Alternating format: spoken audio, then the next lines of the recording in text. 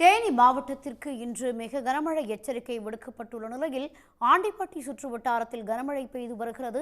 கூடுதல் விவரங்களுடன் இணைகிறார் செய்தியாளர் சிவகுமார். சிவகுமார், விவரங்களை பதிவு செய்யுங்க. தேனி மாவட்டத்திற்கு இன்று ரெட் அலர்ட் எனப்படும் சிவப்பு கனமழைக்கான எச்சரிக்கை விடுக்கப்பட்டிருந்தது. இந்நிலையில் இன்று காலை முதல் வெப்பம் சுட்டரித்து வந்தது. பிற்பகலில் திடீரென வானகங்கள் கருமேகங்கள் சூழ்ந்து திடீரென மழை பொழிய துவங்கியது. இந்த மழையானது நேரம் செல்ல செல்ல கனமழையாக மாறி மிக கனமழையாக மாறி தற்போது விட்டு விட்டு பெய்து வருகிறது. இந்த மழையால் பகல் முழுவதும் சுட்டரித்த வெப்பம் தணிந்து தற்போது குளிர்காற்று வீசுகிறது.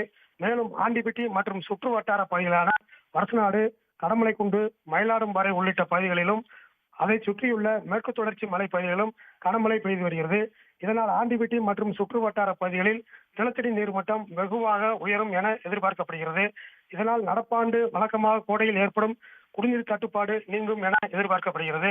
இந்த மழையால் பொதுமக்கள் மற்றும் விவசாயிகள் மகிழ்ச்சி அடைந்துள்ளனர்.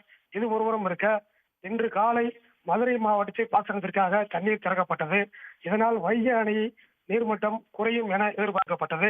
இந்த நிலையில் தற்போது பெய்யும் மழையால் வைகை ஆற்றில் நீர்வரத்து அதிகரித்து வைகை அணைக்கு நீர்வரத்தும் உயரும் என எதிர்பார்க்கப்படுகிறது.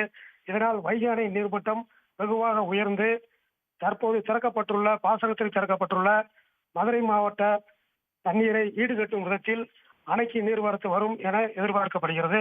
ஏற்கனவே ராமநாதபுரம் மற்றும் சிவகங்கை மாவட்டத்தில் தண்ணீர் திறக்கப்பட்டு அணையின் நீர்மட்டம் குறைந்த நிலையில் தற்போது பெய்யும் மழை அந்த நீர்மட்டம் குறைந்ததை ஈடுகட்டும் வகையில் வைகை அணை நீர்மட்டம் மேலும் உயரும் என எதிர்பார்க்கப்படுகிறது. இதனால் ஆண்டிப்பட்டி பகுதி விவசாயிகள் மட்டுமல்லாது மதுரை, தேனி, திண்டுக்கல், சிவகங்கை, ராமநாதபுரம் ஆகிய வைகை அணையை நம்பியுள்ள 5 தென் மாவட்ட விவசாயிகளும் மகிழ்ச்சி அடைந்துள்ளனர். தகவல்களுக்கு நன்றி சிவகுமார். உடனுக்குடன் செய்திகளை தெரிந்து கொள்ள சன் நியூஸ் பெல் ஐகானை கிளிக் பண்ணுங்க.